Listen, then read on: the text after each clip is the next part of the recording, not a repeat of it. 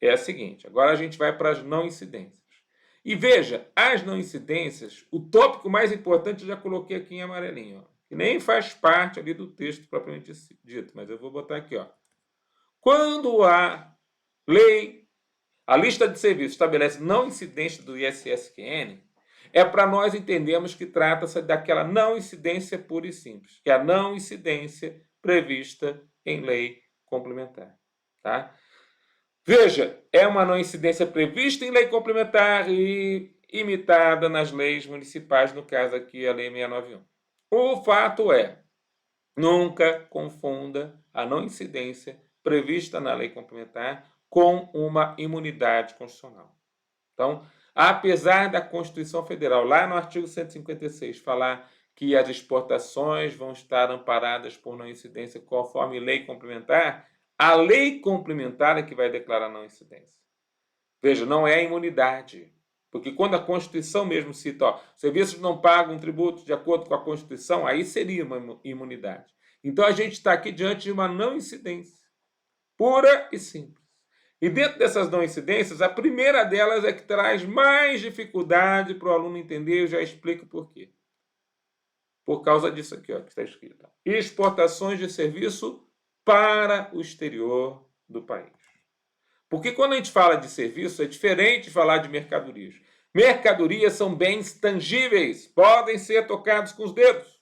E por ser um bem tangível, você consegue, a princípio, verificar que aquele determinado bem, aquela determinada circunstância, né, aquele bem está entrando ou saindo do nosso território aduaneiro. Então, ele está entrando no país, saindo do país. Então, a gente consegue verificar a mercadoria.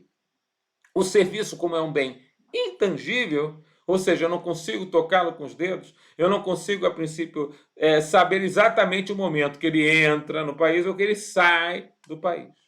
Por isso, a importante informação a respeito do resultado. Quando se der o resultado, o que é o resultado, professor? A situação é tão complexa que o parágrafo que nós vamos ler aí, o parágrafo único do artigo 11, ele complementa a situação. Veja lá. Não se enquadram no disposto no inciso 1, ou seja, não é considerado exportação, porque quando ele fala não se enquadram no inciso 1, não é exportação. Serviços que forem desenvolvidos no Brasil, cujo resultado aqui se verifique, ainda que o pagamento seja feito por um residente no exterior. Veja que a preocupação nossa não é quem paga, mas aonde se deu o resultado. E aí a gente não tem jeito, não tem uma definição lógica de resultado na própria lista de serviços. Seria muito bom se tivesse, mas não tem. Aí os tribunais superiores, principalmente o STJ, se manifestam a respeito. E já teve que mudar de posicionamento algumas vezes. E agora a gente vai ter que bater o martelo. Como que está sendo feito isso? E para isso eu preciso que você, a princípio, preste um pouquinho atenção no que eu coloquei aqui, ó, conceito de resultado. A divergência sobre esse conceito se encontra na caracterização do termo através da materialização do serviço ou a sua utilidade. Então, na verdade, a gente vai pensar no conceito de resultado agora. Se, por um lado, a materialização se traduz na execução, na consumação do serviço contratado, ou seja, se o serviço foi materializado, executado, consumado aqui ou no exterior, isso seria uma possível definição de resultado, reduzindo então o campo de aplicação da isenção fiscal. Aqui a gente fala da isenção aqui, mas na verdade é da não incidência, né? Vamos botar assim, ó, não incidência fiscal, porque na verdade é uma não incidência. Alguns chamam de isenção, mas a gente vai falar a respeito disso. Por outro, o critério utilidade e fruição. Olha, então tem outro critério. Ó. Por outro, o critério utilidade e fruição traz maior abrangência à norma de não incidência. Eu estou colocando aqui de acordo com o que você vai ter que levar para a prova, tá? Depois eu explico melhor isso aqui. Ao vincular a situação em que, apesar do serviço ter sido executado no Brasil, a fruição da sua utilidade ocorreu no exterior.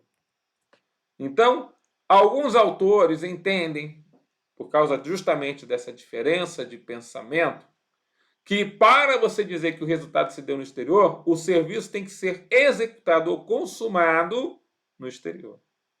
Outros entendem que o serviço pode ser até feito no Brasil, mas a fruição da sua utilidade, por isso que ele fala da maior abrangência, o que eu estou falando agora, maior abrangência. A fruição da sua utilidade ocorreu no exterior. Então, esse conceito de resultado é muito importante. E aí a gente entra numa esfera aqui da aula muito importante, muito especial aqui para você.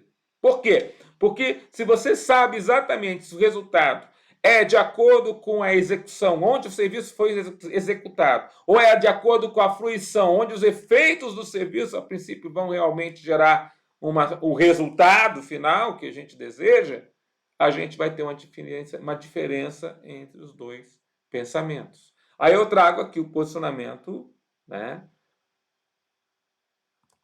do nosso STJ. E ele fala assim, ó, nessa oportunidade, a turma negou o provimento ao recurso especial do município de Porto Alegre. Então, vou dar um exemplo. Confirmando o acordo recorrido que tinha decidido pela não incidência do ISS na elaboração de um projeto de engenharia para um tomador estrangeiro, uma vez que se referia à obra, a ser realizada em outro país. A turma acertadamente reconheceu que, apesar de o projeto ter sido concluído no Brasil, veja, então o camarada ele concluiu um projeto de engenharia no Brasil. Ah, vou botar aqui. A intenção de sua execução somente poderia ocorrer na França, ou seja, realmente a intenção de execução, ou seja, a fruição dos efeitos do projeto só iria ocorrer na França, adotando o critério de fruição do serviço. Olha que critério importante. Conforme vota o ministro relator Gugel de Faria. É que, neste caso, embora o projeto tenha sido finalizado em território nacional, não se tem dúvidas de que o contratante estrangeiro está interessado especificamente na importação do serviço a ser prestado pela pessoa brasileira para posteriormente executá-lo. O resultado, então, do projeto de engenharia, assim, não é a obra correlata, mas a sua execuibilidade, conforme a finalidade para o que foi elaborado. Então, veja, olha que frase, né? O resultado do projeto de engenharia não é a obra, mas sim a sua execuibilidade. Portanto, à luz do parágrafo único do artigo 2º, inciso 1 da lista de serviços, a Lei Complementar Federal 116/2003, a remessa de projetos de engenharia ao exterior poderá configurar a exportação quando, do seu teor, bem como dos termos do ato negocial, pudesse extrair a intenção de sua execução em território estrangeiro. Olha que frase importantíssima, né? É o posicionamento mais recente do Superior Tribunal de Justiça.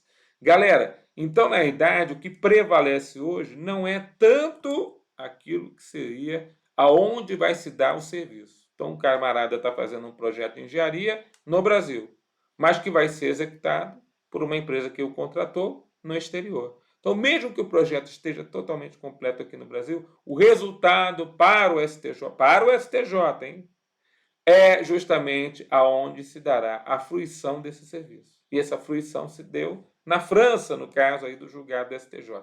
Que matéria interessante para cair em prova. Que matéria interessante. É a primeira questão assim bem assim solene para uma banca como a Fundação Getúlio Vargas cair matando em cima de vocês, seja na prova de direito tributário, seja na prova de legislação tributária, porque a banca FGV ama uma jurisprudência, como a gente tem visto nas últimas provas.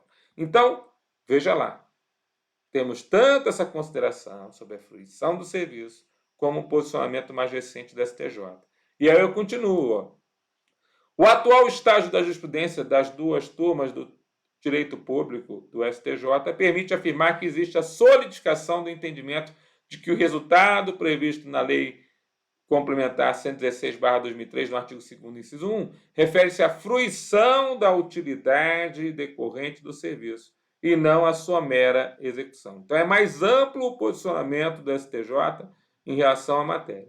Na esteira, então, da evolução do STJ, identifica-se que também se caminha para que a mesma linha de entendimento venha a prevalecer nos demais tribunais de justiça, trazendo, então, maior segurança jurídica para os contribuintes e a pacificação da relação fisco-contribuinte. Como a gente está aqui e a gente não vai esconder o boi, veja lá, aí logo embaixo, se você quiser mais detalhes. Eu achei muito interessante esse texto, né? Tá ali, ó, desculpa, eu estou citando, eu tirei ele da tela. migalhas.com.br, né? Evolução jurisprudencial do conceito de resultado. Poxa, pega esse texto aí, dá uma lidinha, né, se esmera aí no conhecimento desse tema, já que é um tema importantíssimo para o seu certame, para o seu concurso. Então, professor, existem duas formas de você pensar em resultado. Uma das formas é você ver aonde o serviço está sendo feito, e a outra forma é você olhar para quem é que realmente vai ter a fruição dos benefícios a respeito daquele serviço. Para o STJ, a fruição de benefícios é o que há. Tudo bem? Então, quando você lê, agora eu volto lá para a legislação do Rio de Janeiro.